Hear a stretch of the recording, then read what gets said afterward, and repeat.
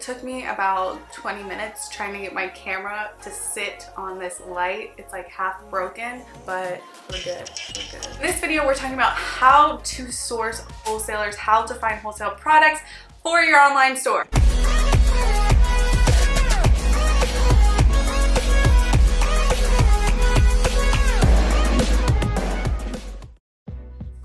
I'm just telling you guys what I've been doing. I'm not saying that this is like the end all be all. This is just how I've been sourcing products, and it's been working out pretty well. Sorry, I'm gonna be talking a little fast because I actually have to leave. Like, there's no watch, but I actually have to leave here and like, I looked at my watch again. There is no watch. I have to leave in like 10 minutes to actually go on a photo shoot to get some more product shots for my store. But I'm just gonna give you guys a little breakdown real quick of how I have been sourcing my products that I am putting into my online store. First, I'm really only looking to source products from like artists and designers and creators that, you know, the products have kind of like a message or they're really unique. They're coming from like a really authentically sourced place that is like either the product's sustainable, you know, it's helping, you know, communities in third world countries, types of boutique products that I'm looking for. My first source that I've been finding products from, I'm gonna move to the side, Etsy. So Etsy is just like, oh, is it blurry? Etsy, if you guys, hopefully you know what Etsy is. Etsy is another search engine where you can buy products, but Etsy is a platform where boutique sellers sell their handmade products. Not all the products on Etsy are handmade, but for the most part, it's like smaller vendors. So there's pros and cons with going to Etsy for products. First of all, not everybody is gonna be willing to sell wholesale to you, so they're not gonna sell you the product for a cheaper MOQ. If you don't know what MOQ means, it means minimum order quantity, which when you're buying wholesale, it's like usually the minimum amount you have to purchase in order for them to give you a discounted price. So sometimes Etsy sellers don't sell wholesale because of this, because it's just them running their little online store, and sometimes it's just like a side gig for them. But with Etsy, what you can find is that the product quality tends to be a lot better because there's a lot of attention to detail, and a lot of people on Etsy take a lot of pride in their products. That's why the customer experience with buying through Etsy is so good, because the suppliers tend to be, you know, people that are passionate about what they're creating. It's not like, you know, a big corporate factory where they're making their products. It's like smaller vendors.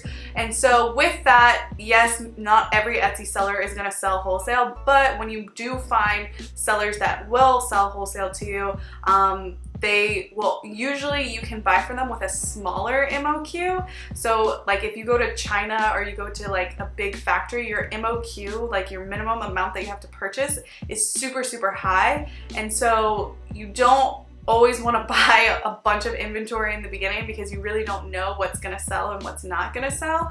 So Etsy is a really good platform. In addition to Etsy, you can usually look at a seller's products and you can see what their best sellers are. So that's like a ding, ding, ding for you, because then you know that if those are their best sellers and you're buying them wholesale and you're going to sell them, then they're probably going to be best sellers for you as well. Etsy is a really, really good place to find wholesalers.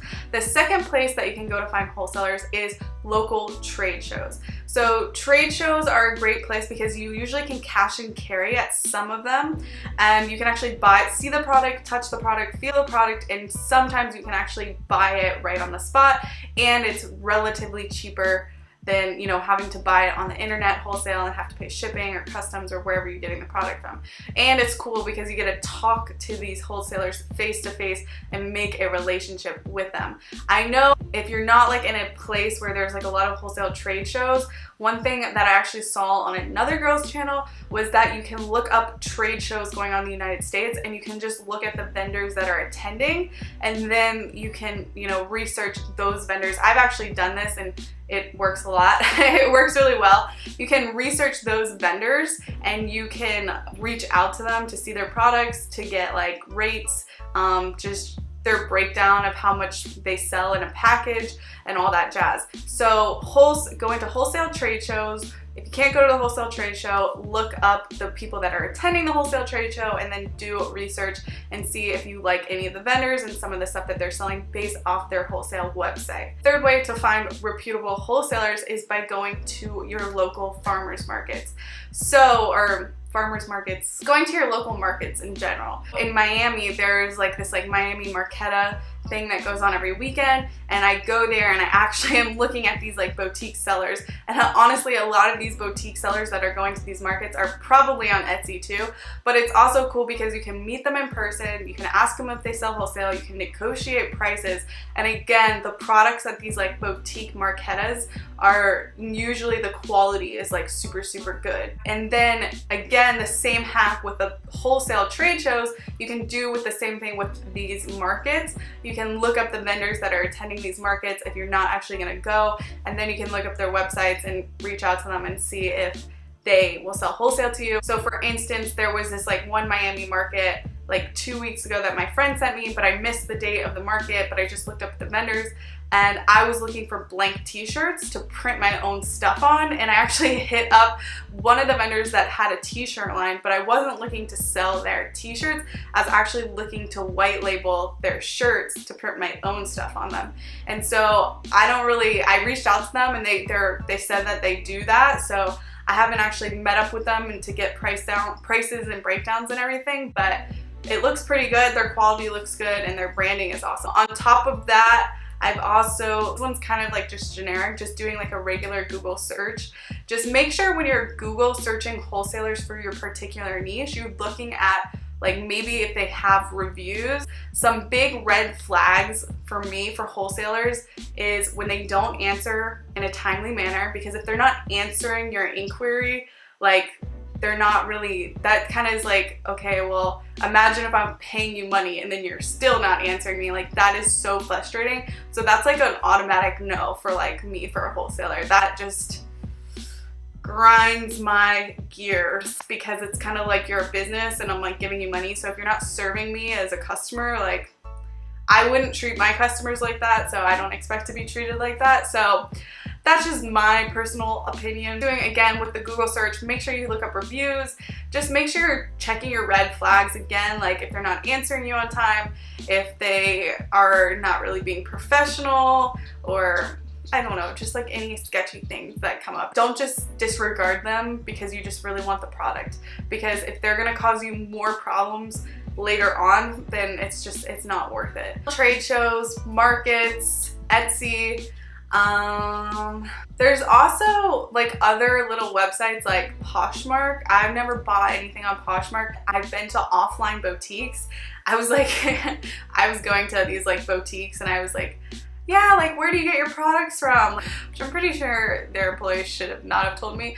But this one boutique that told me that they actually get some of their jewelry from Poshmark, and they're like selling it for like 4 times what they're buying it on Poshmark, and it's selling. So honestly, Poshmark could be a good place to work. Usually Poshmark is for people that are selling like their used stuff, but there is some wholesale like jewelers and stuff on Poshmark that you can find.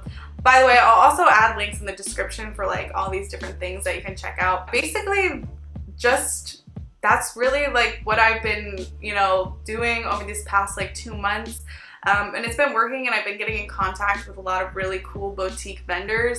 I would also just recommend, like, if you can do anything like in person, being in person is so much better than offline. At least for me, it like helps me sleep at night knowing that like I actually had the conversation, like it's all clear. Party A knows what party B is getting in exchange for whatever. If you live in a really small town, it might be harder, but for the most part, there should be local jewelers or, you know, sellers in your area, maybe close to you, hopefully.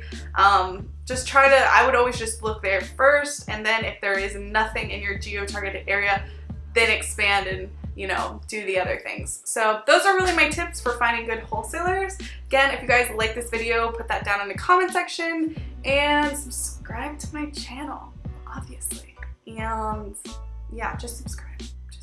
All right, bye guys.